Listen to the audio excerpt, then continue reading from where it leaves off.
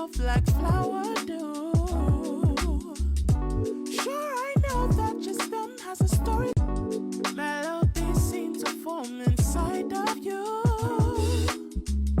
The flow of your body drips soft like flower do. Sure, I know that your stem has a story. Hi, I'm Effie Barker. We are right here in downtown. When you say we're not going away with these issues, what are those issues? Good evening. Welcome to the special edition of I'm Effie Barker. Thank you so much, ladies and gentlemen, for tuning in. Hello, Great Britain. Hello, world. And welcome to Effie Barker Human Interest. I'm your host, Effie Barker. I am a Filipino-American immigrant. I'm a former TV host and reporter in Los Angeles, California. I am married to an Englishman, and I moved here in the UK in 2019, now living in Portsmouth in Hampshire with our 4-year-old daughter. Right, as an immigrant myself, I have always been passionate about the journey and the sacrifices that immigrants have to go through in order to settle in a new country. And I know that there are so many little things that many people know little about the immigrants had to hurdle the loneliness, the helplessness, and while we adapt to the new environment. And to some who start to have a new family, the challenges are insurmountable and it can be overwhelming. And most women had to deal with not only with the physical changes after the birth, at the same time looking after the baby, and we often get stuck in allowing the problems to compound upon ourselves until we believe that a solution is hopeless. Now, the show Effie Barker Human Interest stems from my own personal journey as an immigrant, and I'd like to use this platform to be the voice of not only the immigrants, but to everyone who feel the need to be heard. And I want to delve into the daily life, the ups and downs, the joys and sorrows, and the triumphs and failures of being an immigrant here in the UK.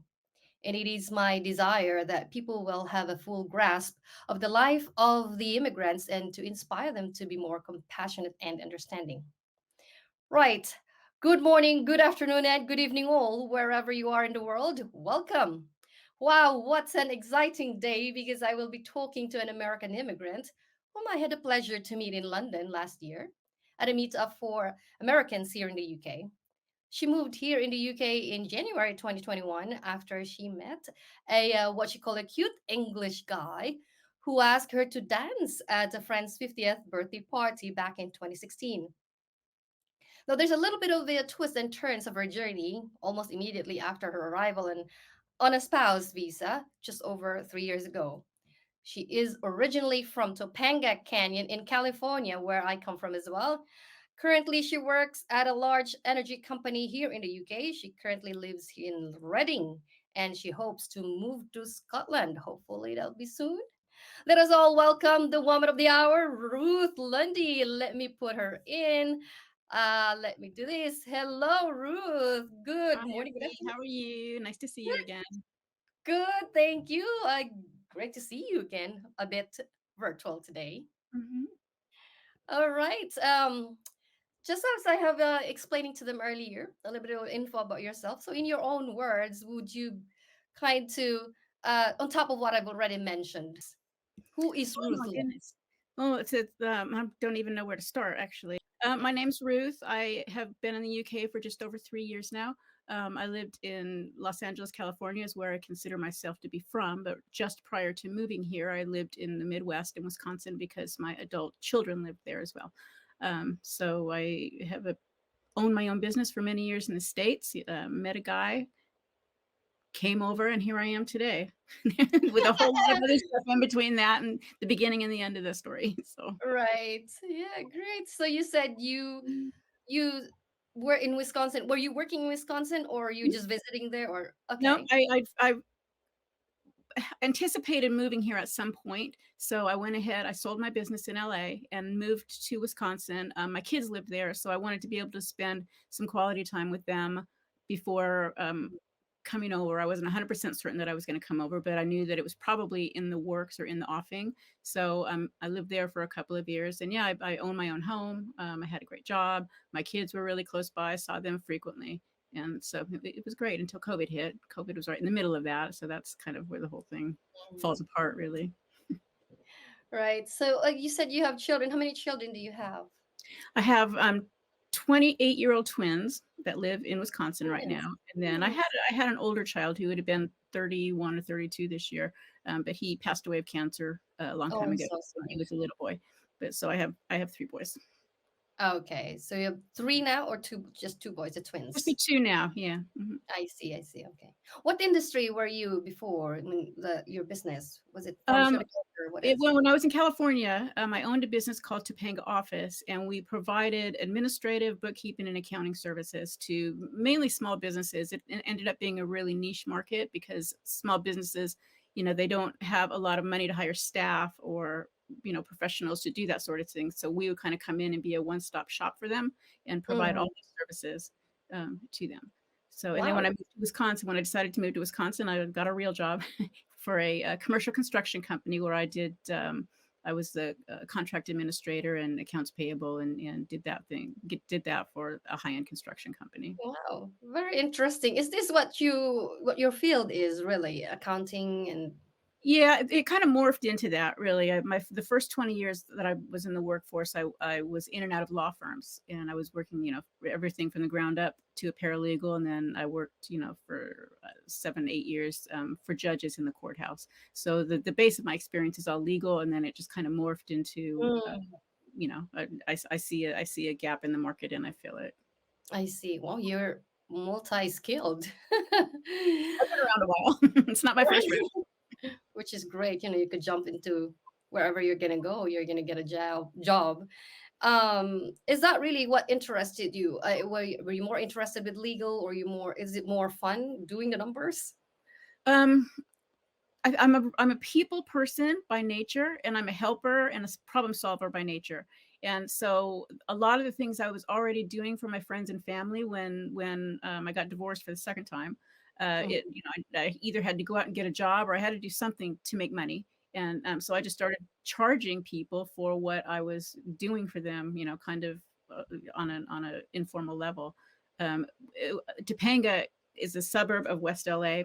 It's a very insular community. It's kind of small, but it's also very, very wealthy.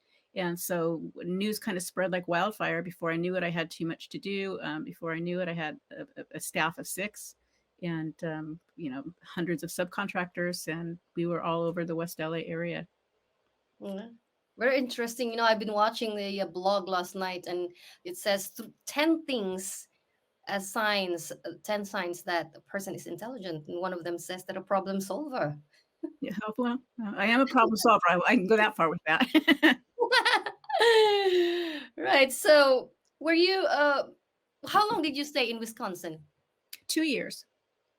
Okay, so 2 years you moved from another state. Of from course, obvious California. Hmm. from California, and then you moved to the UK, and I Correct. guess Wisconsin is cold, so it wouldn't be that Yes, difficult to that's an understatement. Yeah, I think they have snow on the ground 6 months out of the year. 6 months over here. In I fact, when I moved, it was in the middle of a blizzard.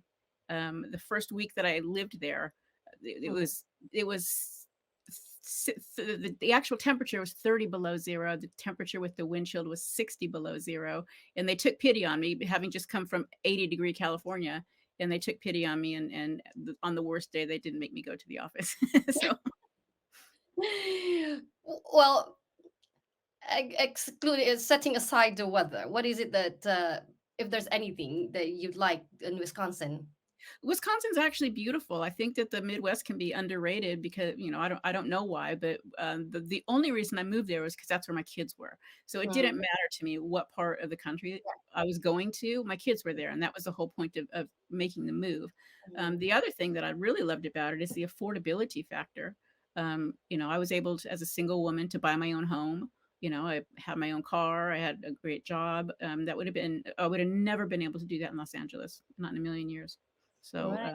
I was able to forge a really nice life in a really short amount of time there. Yeah. And it's When beautiful.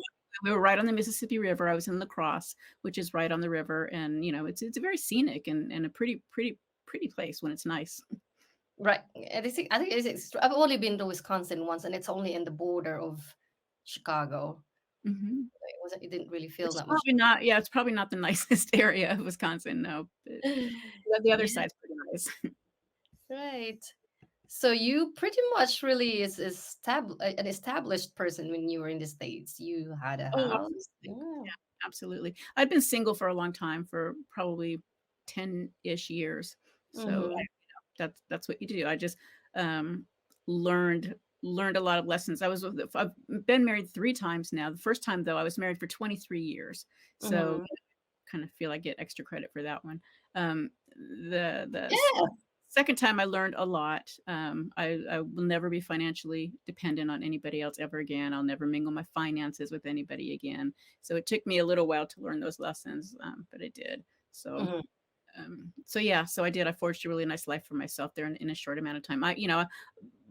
My background, it just lends itself to that. I know how to get stuff done. I know who to call. I just know stuff, so that helps. Right. Well, you lived in California, you moved to Wisconsin, and you moved to the UK. Yeah. So I mentioned earlier you live in Reading now, Yeah. right? And you live by yourself, right? Well, I was in a relationship with somebody, and the relationship is over, but we're sharing the house right now. I Um, see. but Okay. I'm gonna be heading out for Scotland, hopefully sometime this summer. Very nice. So the million dollar question, what made you decide to move to the UK? Okay. um, back in 2016, my sister and I do a fair amount of travel through Europe. We used to take long trips every year. So her best friend is from Reading, and her best friend was having her 50th birthday party. So we decided that we would meet up here and go to Leslie's party. And then we were going to go to Rome, and then she was going to go off with another group of friends. And so it was a big trip that we had planned. So we did that. We met up here. We were at the party. It was a really fun party because Leslie just throws the best parties in the world. And Emily was my sister's Emily, and she was with her friends. I knew them kind of peripherally because I've met one or two of them over the years, and I knew Leslie pretty well. But they were Emily's group, Emily's friends. So I was kind of sitting off by myself, and I wasn't unhappy about it. That I would do that anyway, probably. And so I was just sitting by myself, watching the band, watching everybody have fun, and having fun myself doing that. And this guy came up and he sat down and just started just chatting me right up. And he was very charming and very charismatic. And we started dancing and we went outside and talked literally all night long. And that was the beginning of it. That was the beginning of it. Um, I was scheduled to leave I had a car coming the next morning to take me to the airport. I was going to go to Rome for a few days on my own because that's what I like to do when we travel. I like traveling with my sister, but I also love my alone time in the big city so that I can just wander around and do what I want. So I was scheduled to head out for Rome the next morning. And so I said to him, which I've never done before or since, I said, you know what, I'm leaving for Rome in the morning. Why don't you meet me there? And much to both of our surprise, he did. He met me down in Rome. We had a great weekend in Rome together, and that was the beginning of it right there. So, So is he a friend of the birthday celebrant? yep, I yep. see. Okay. Their kids went to school together, so they known each other for a really long time. And so I asked her, and her husband, I said, is this guy all right? And they're like, oh yeah, he's great, he's great. Mm-hmm. And Were you from all appearances, he is great. There's just stuff you don't know till you know it, and then once you know it, it's usually too late or you're dead. right? Yeah, okay. So you had prior connection already to the UK before you moved Yeah, here. definitely. My second husband was also British, but Oh, he was almost American. He'd been in the States longer than he lived in England. So, I see. but Yeah, yeah, it is American there. yeah, but his Yeah. folks lived in Norwich, and so we would come every so often, to visit his family. So I had connections here. I had been over many, many, many, many, many times, really. Right. So did you know anything else? Oh, you mentioned it earlier. You touched a little bit that you had no idea what are the other aspects Mhm. of the UK. It's because it's different when you are on a holiday and there's a difference in your live. Absolutely. Yeah, absolutely. So you don't know. And so the relationship with this guy carried on. I would come over and visit him. Actually, what happened was I want to get the sequence of events right. So after that was in June, and then he was able to come over to Vegas for a work trip.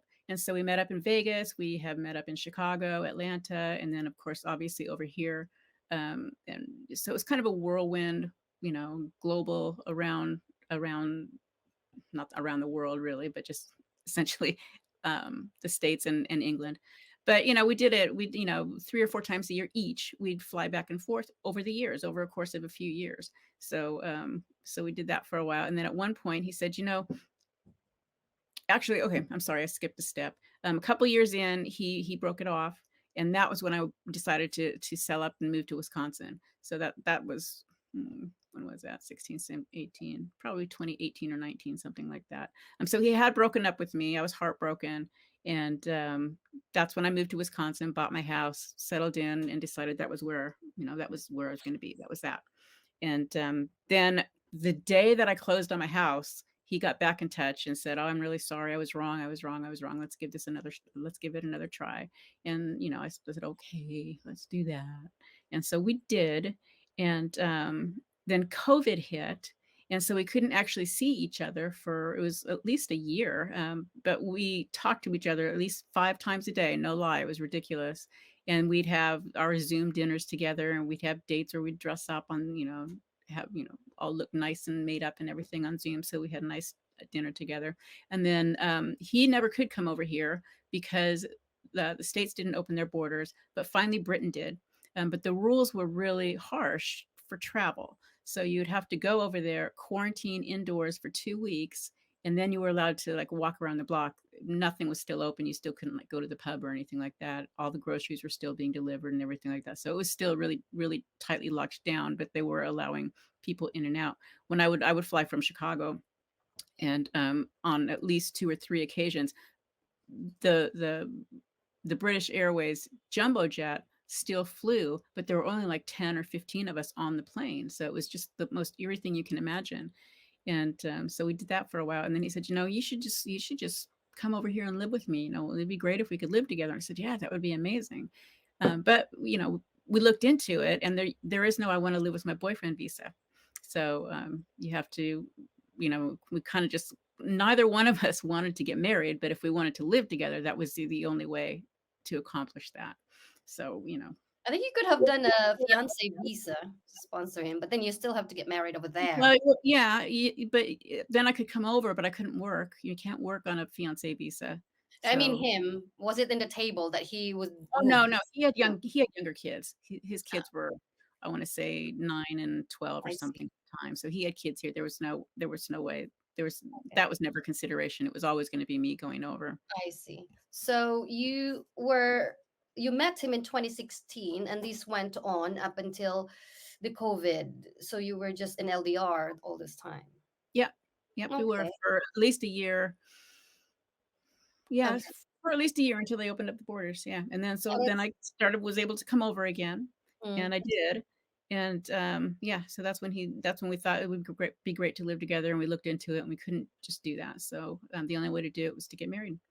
it's pretty good to be able to last that for a long distance relationship, especially Yeah, during. I'll tell you what, it was a great relationship. It just was on Mhm, every level. And mhm, we'll get to the end in a bit, I suppose. But we were very compatible. We had great conversations. We had a lot of the same interests. We had a lot of the same opinions. mhm, This was all also, the crazy Trump years when he was mhm. first president. We won't go too much into that, but we shared the same opinions on that as well. Yeah. So we were Mm. great together. We were great together on every level. The question now is that what went wrong? So we got married. So were finally able to. We couldn't get married in the States because he couldn't come over yet. I couldn't go over and get married on a tourist visa. So our only option was to go down to Gibraltar, which is kind of the Vegas of Europe. You can go down there easily and get married easily. You still had to have all your documentation and everything. But we did in October of Is that, sorry, is 2020. that part of I mean, were they colonized by the UK before? Yeah, it's a UK territory, so Mm, that's why we were able to get in. But right. it's not. Okay. I can't remember. I used to know all this stuff. I don't remember anymore. But it's a Yeah. UK territory, so it's still it was still like UK soil, even though it's down at the south tip of Spain. But Right. Okay, guys, for everybody who's listening right now, oh yeah, it's an Gibraltar, industry. put your list. Yeah, it's an industry just like it is in Vegas, and so we Mhm, hired a wedding planner for mhm. 700 quid, and they made all the arrangements because this was still COVID. I mean, this was still full on COVID. Gibraltar was actually one of the few countries that was letting people in. Most borders were still closed. Um, so everybody was still all masked up, and the public areas were very sparsely attended. But you could tell everybody was there to get married. It was very funny because we're all walking around with our folders full of documents, and we're like, kind of nodding at each other knowingly because we all know why we're there. So it was Mm. funny. Funny little island Gibraltar is. But yeah, so we flew down to Gibraltar, got married, and he had a meltdown, just like we were struggling anyway, and I could never figure out why we were struggling. But everything I said was wrong. Everything I did was wrong. Um, he was drinking very, very, very, very heavily, and Was this during the wedding or after? before, because we had to quarantine for 2 weeks before I we were see. able to go down to Gibraltar. Oh, mhm. Yeah, so, Okay.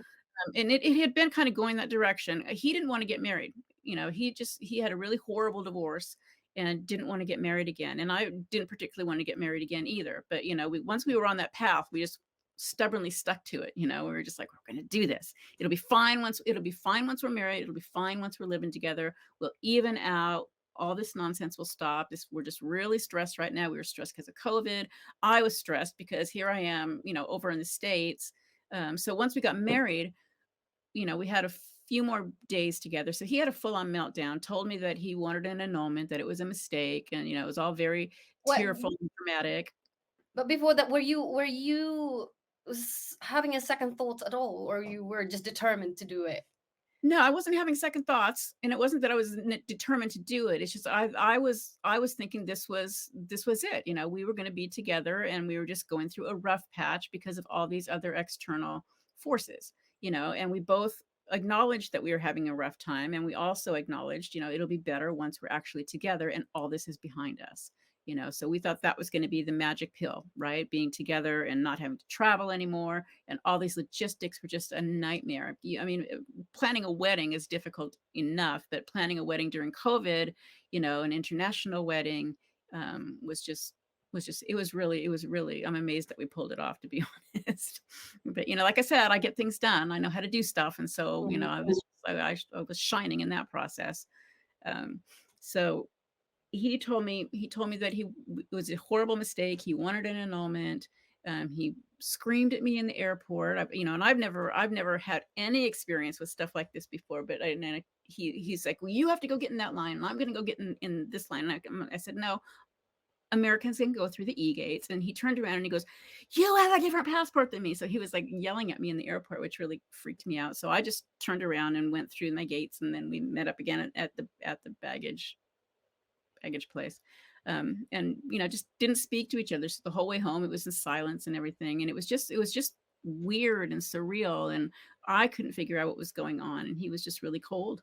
And so long story short of that week is, we found a counselor who would see us right away. And we had a couple counseling sessions. In the end, he wrote me this big, long 7-page letter, apologizing for his behavior and everything that he'd put me through. And essentially saying, obviously I'm in. I want this to work. I'm in 100%. Please don't worry. It's just, I'm sorry. I'm sorry. I'm sorry. I'm sorry. That letter and ended up being his undoing. But that's we'll get to that later too. Um, So what so was going through your mind as it was happening? no, I just didn't know it. We were married by then. The marriage had been consummated, so the annulment was not an option.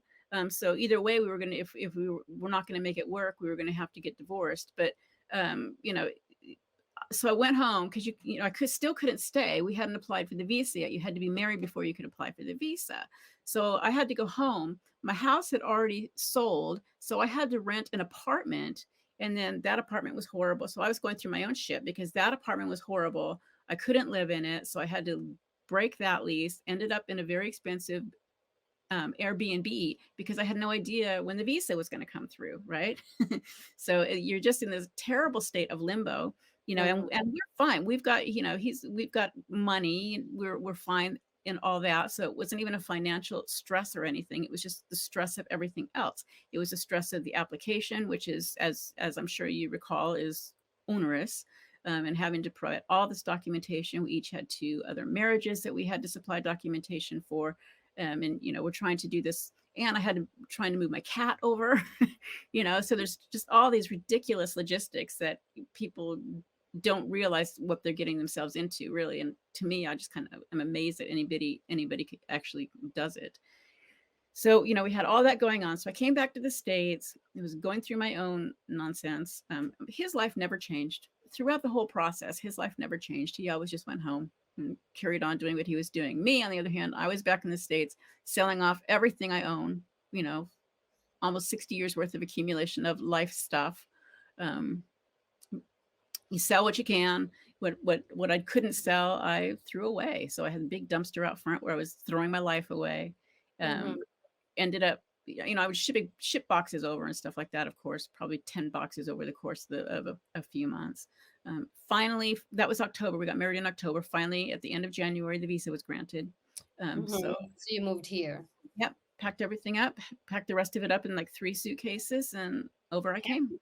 Excited you're gonna Yeah, move here. very Yeah. excited. I mean, yeah, and again, we were back on our usual, Mm. 5 phone calls a day and dinners and, all that kind of stuff. Everything was fine.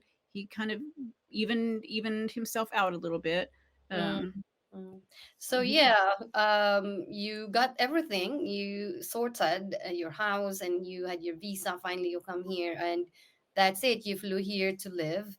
And how has happily the ever after. We're that was Mhm. like that was supposed to be the end of the story, happily ever after. Yeah, yeah. How was the transition been when you moved here? Well, I've been there a lot. I've been to his house a lot. Mm. So there really wasn't much of a transition. I'd been shipping boxes over, Right. and I In had terms went. of in terms of your interactions within the community. Yeah, well, it was still COVID, so there weren't that many Right. interactions in the community. There were none. There were interactions with neighbors. They were all very friendly. Also living with us at the time was my now best friend. Her name is also Ruth, and she had escaped an abusive relationship, and Mm. he has a very big house. He's got a 6-bedroom house. So she and her daughter were staying with him, which is The- fine. I absolutely adored her. I loved her. I thought she was just the best, and thank God she was there because she was able to be a witness to everything that ended up right. happening. Yeah, there And are really some people who are like that, and just makes our life more easier. oh, I met her before this, and Mhm. even when we just went out to dinner a couple of times, she and Mm. I hit it off, and we just knew that we were going to be lifelong friends. They're British, right? Pardon? She's British. She is. Yeah, Okay, she's from right. Bristol. So, what do you think of the UK when you were already here? Well, I've always loved it here. Mhm. And there's all the stuff you go through when you first move to a new place. I had to get a phone number. I had How was to it? sort out all my American stuff. I was working my American job remotely, and so I was working modified hours. So my hours were 11 to 8, so Mhm. that I could overlap as much as possible with the guys in America. Mhm. So there was that, but almost immediately the relationship went sour because he was just went back to that dark place that he was back when we were in Gibraltar. He was drinking, he was going out, he was not coming back until the wee hours, which he'd never ever done before. So, that was all new behavior. And he was just belligerent. And again, Mm. nothing I said or did was right. And all the loving feelings, all the warm fuzzies, all the cuddling and all that kind of stuff over the last 5 years. I mean, this is a relationship that developed over the course of 5 years. Hang on. It seems that it worked out oftentimes fine when you are far away from each other. Yeah, yeah. And in the end, it wasn't like that. It's like we were fine when we were on Zoom, but the minute we got in the same room, Mm. everything was wrong. Mm. So that went on for a bit, and it was very uncomfortable, of course.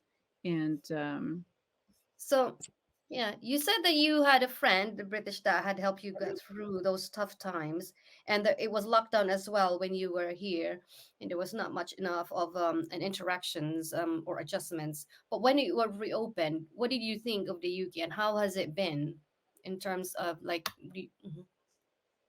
well, it's fine. It's been fine, but I think that I'm not sure I'm not even sure if I've shared the rest of this with you.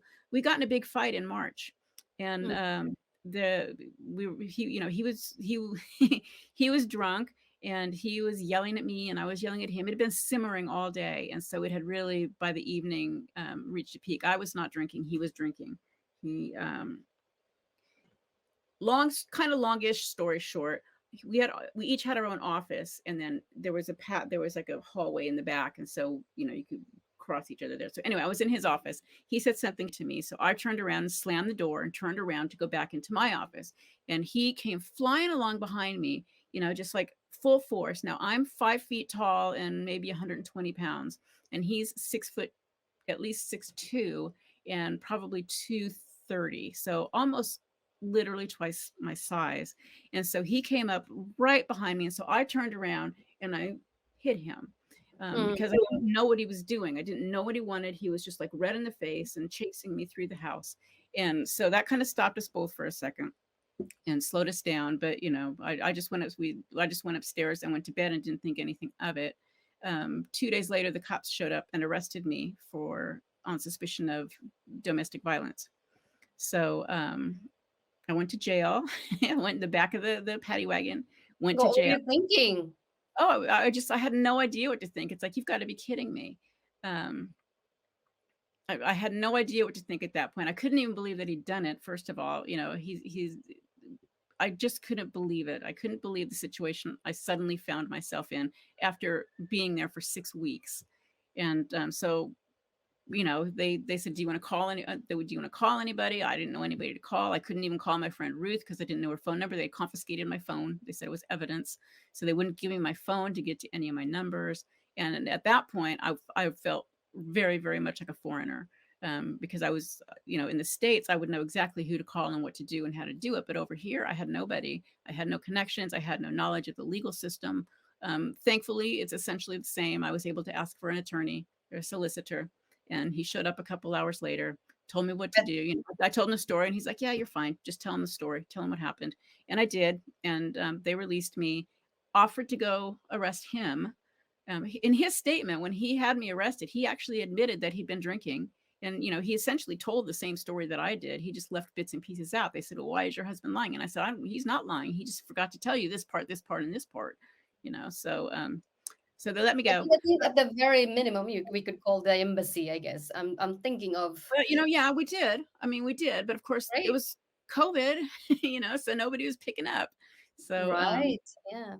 But in yeah, a normal circumstance, I'm just thinking of people who are listening right now and might be in your situation, or we never know that might happen to you guys right now. So, what would you say that the best thing anyone can do if they are in that situation? If you're well, Americans we here. did call the embassy.